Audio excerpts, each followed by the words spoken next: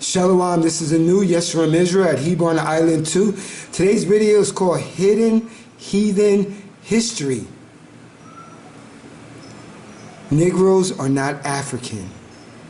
You're going to like this information. It's going to give a lot of information to you. I know some of my subscribers are from my old channel, the Island Hebrew channel, and I had a video a while ago, a long time ago, stating that the Spartans are Israelites. But you're going to find something else very interesting as well. The Trojans are Israelites, and many of the Europeans are all Israelites. They're Hebrews, and then we got taken down because of sin. Very interesting information. Hopefully you will enjoy it. Let's begin. Last point I'm going to make on this is that Africans and Negroes are two different peoples. Race and skin colour are really a red herring. Okay, it's a kind of divisive lie that has been put about, and I'm going to go into this a bit more in detail. To separate people by perceived race is a distraction. Okay, so we all think that all black people are the same, basically, but they're not. Africans and Negroes are different. They have a different skeletal structure, different skull shape, and one interesting thing is African people, real Africans, cannot grow hair like Negroes can. So African men cannot grow beards. Right? African women cannot grow afros. And it's a very powerful thing. If you see real African women, you'll see that they've always got very, very short hair, because literally they can't grow it. Very quickly, Adam was not the very first man. The Bible is only covering a period of time which is about 7,000 years, the last 7,000 years of Earth's history. It doesn't cover before that period. There were people before that period, and the first verses of the Bible actually tell you that. If you read it properly and you read it with the translating the Paleo-Hebrew, some of the words aren't translated quite correctly, and gives you the impression that it's all happening contemporaneously, but it's not. It's actually there's like a gap period in between the first two verses. So the Biblical Israelites were black. It says that Ham, this is according to the Zondervan Bible Dictionary, Ham was the progenitor of the dark races, not the Negroes. They're separate people. But the Egyptians, Ethiopians, Libyans, Canaanites. So it's telling you there that, again, the Egyptians and what became the Africans were black people. So going through the Bible, I'm not going to go through all of these, but Joseph in the Bible was so much like an Egyptian that his own brothers didn't recognise him. So obviously he looked like an Egyptian, so the Israelites were black people. Moses was also an Israelite, but he was raised under the nose of Pharaoh, so he'd kind of stand out if he was a white guy. And he was also mistaken as an Egyptian by the daughters of the priest of Midian. And also Moses' sister, Miriam, was turned white as a punishment. So there's a lot more biblical references that tell you that the Israelites were actually black people. But you can go through it in the Bible. And throughout the what's called the Renaissance period, all of the artwork was replaced throughout Europe. But because Russia, it was a kind of insular society at that time, Renaissance didn't get to Russia. So you can go online and search for Russian icons, and you'll find that everybody who was portrayed in the Bible were portrayed black. After Renaissance, all that artwork was destroyed and replaced with whitenized versions. But 500 years ago, prior to 500 years ago, this is how they were always depicted. And the last thing is that this man is the ex-president of Egypt, and he was quoted on television to say we can't accept the Jews because they left here black but came back white. So, and he literally said that on television.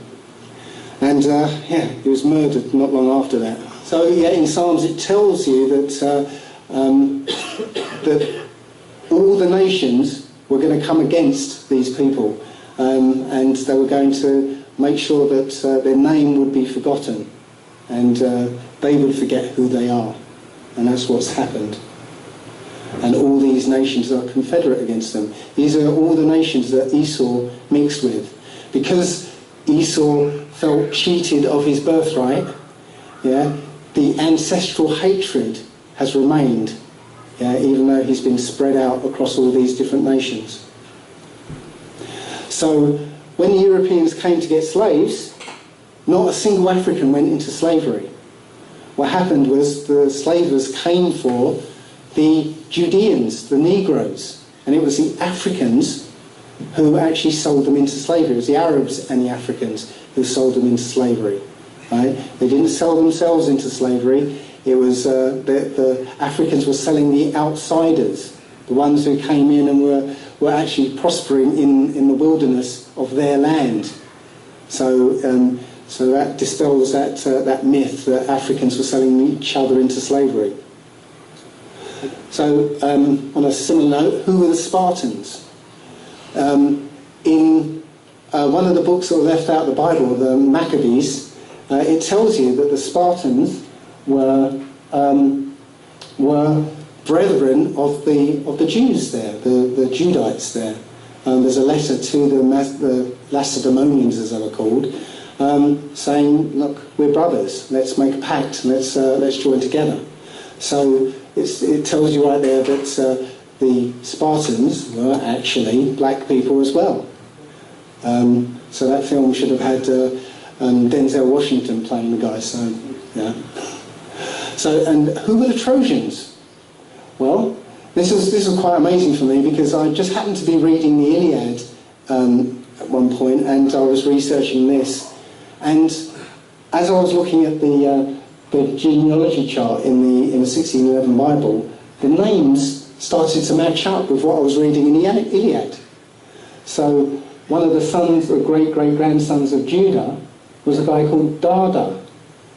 And again, it's in the Iliad that Dada, or Dardanus, was the father of Erichthonius, who was the father of King Tros, who founded Troy. So again, the Israelites were the Trojans.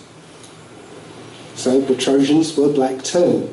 Slaves also came from Europe, and this is the evidence of it. Obviously, evidence of this kind is kind of scant. You can't find very much around, but every now and again you find some bit of writing that gives you clues. This is from Benjamin Franklin, 1751, and he says, "Why should Pennsylvania, founded by the English, become a colony of aliens who will shortly be so numerous as to Germanize us instead of us Anglifying them, and will never adopt our language or customs any more than they can acquire our complexion?" Okay, saying that they were black people. Says, which leads me to add one remark: the number of purely white people in the world is proportionably very small.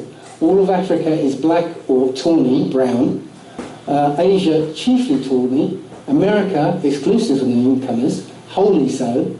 And in Europe, the Spaniards, Italians, French, Russians and Swedes are generally of what we call a swarthy complexion. Swarthy means black.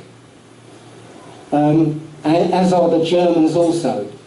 Okay, so he underlines the point: why increase the sons of Africa by planting them in America?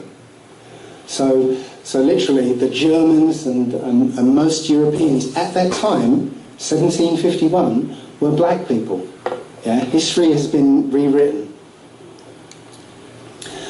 So you heard it from the mouth